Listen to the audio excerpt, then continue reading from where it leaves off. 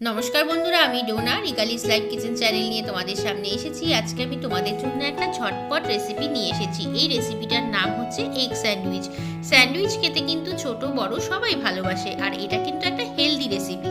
চলো তাহলে দেরি না করে আমরা ঝটপট ব্রেকফাস্টের জন্য তৈরি করে ফেলি এগ স্যান্ডউইচ। আর হ্যাঁ, রেসিপিটা ভালো লাগলে কিন্তু অবশ্যই লাইক কমেন্ট শেয়ার করো। এগ স্যান্ডউইচ বানানোর জন্য এগ তো লাগবেই। ডিমগুলোকে আমি সেদ্ধ করে নিয়েছি। 5টা ডিম আমি ব্যবহার করছি। একটাকে আমি কাঁটা চামচ দিয়ে আগে একটু ভেঙে ভেঙে নিয়েছি। বাকি 4টে ডিমকে আমি তোমাদের দেখানোর জন্য কিন্তু এখন করছি। আমি এখানে 5টা ডিম ব্যবহার করেছি, তার মানে এই নয় যে তোমাদেরও 5টা ডিম ব্যবহার করতে হবে। তোমাদের যদি লোক সংখ্যা কম থাকে তাহলে কিন্তু কম ডিম দিয়েও তোমরা করে নিতে পারো। আর এই সেম স্যান্ডউইচের রেসিপিটা কিন্তু চিকেন দিয়েও হয়। দেখো, ডিমগুলো কিন্তু মোটামুটি ঝুড়ো ঝুড়ো করে আমার নেওয়া কমপ্লিট। ডিমগুলোর মধ্যে এখন আমি কিন্তু কিছু কিছু জিনিস অ্যাড করব, তোমরা একটু কেয়ারফুলি দেখো। ডিমের মধ্যে আমি 3 চামচের মতো মেয়োনিজ দিয়ে দিচ্ছি। মেয়োনিজ কিন্তু স্যান্ডউইচে অবশ্যই লাগবে।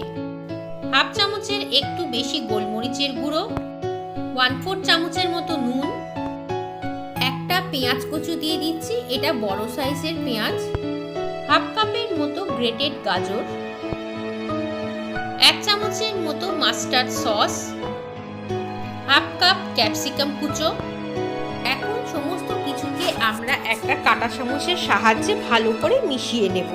এর মধ্যে তোমরা তোমাদের ইচ্ছে মতো ভেজিটেবলস অ্যাড করতে পারো, শসাও দিতে পারো, বা বয়েল করে রাখা কর্ন থাকে সেগুলোও কিন্তু তোমরা দিতে পারো। ঘরে যেহেতু আমার কাছে শসা এখন অ্যাভেলেবেল নেই, তাই আমি শসাটা দিতে পারছি না। আর যদি কর্ন থাকে তোমাদের ঘরে সেটা কিন্তু অবশ্যই দিও। বাচ্চারা কিন্তু কর্ন খেতে বেশ ভালোই বাসে। দেখো, মাখানো প্রায় মোটামুটি আমার হয়ে গেছে। আমার মনে হচ্ছে আর একটু মেয়োনিজ লাগবে, তাই আমি এর মধ্যে হাফ চামচের মতো আরও মেয়োনিজ দিয়ে দিলাম। এখন এটাকে আমরা পাউরুটির মধ্যে ভরে স্যান্ডউইচ তৈরি করব। দেখো, ঘরে কিন্তু পাউরুটি ছিল, তার ধারটা আমি কেটে নিয়েছি।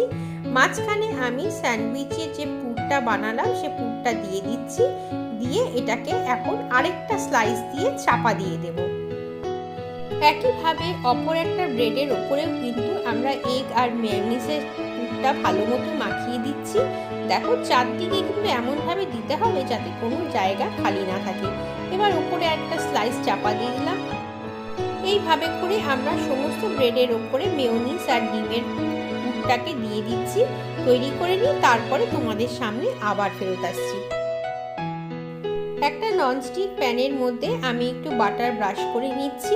এবার যে স্যান্ডউইচগুলো আমরা তৈরি করে রেখেছি সেটাকে আমি একটুখানি বাটারের মধ্যে সতে করে নেব। জাস্ট হালকাভাবে এপিট ওপিটটা একটু উল্টে পাল্টে ভেজে নেব।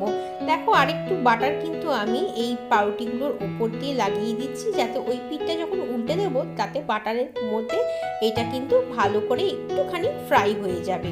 জাস্ট অল্পই একটু ফ্রাই করতে হবে, বেশি নয় কিন্তু। ওই পিঠটা কিন্তু হয়ে গেছে। চলো এবার আমরা এটাকে উল্টে নিই।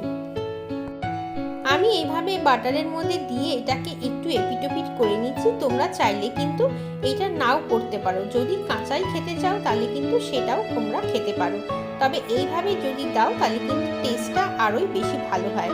দেখো, এটাকে হয়ে গেছে, যখন আমরা নামিয়ে পরিবেশন করে দিই। দেখো, তৈরি হয়ে গেছে আমাদের এগ স্যান্ডউইচ। এটা কিন্তু একটা ঝটপট রেসিপি, আর বাচ্চাদের অল্প স্বল্প যখন খিদে পায় তখন যদি তোমরা এরকম করে বানিয়ে দাও তাহলে কিন্তু খাওয়ার জন্য আর বায়না মোটেই করবে না। টিফিনের জন্য কিন্তু একদমই পারফেক্ট, সেটা ছোট হোক বা বড় হোক। কেমন লাগলো রেসিপিটা? যদি ভালো লাগে লাইক কমেন্ট শেয়ার করো। আর এই রেসিপিটা কিন্তু ঘরে থাকা সামান্য কিছু উপকরণ দিয়ে তৈরি হয়ে যায়। আশা করি ভালো লেগেছে। আবার দেখা হবে, ততক্ষণের জন্য সবাই ভালো থেকো। সবাইকে টাটা।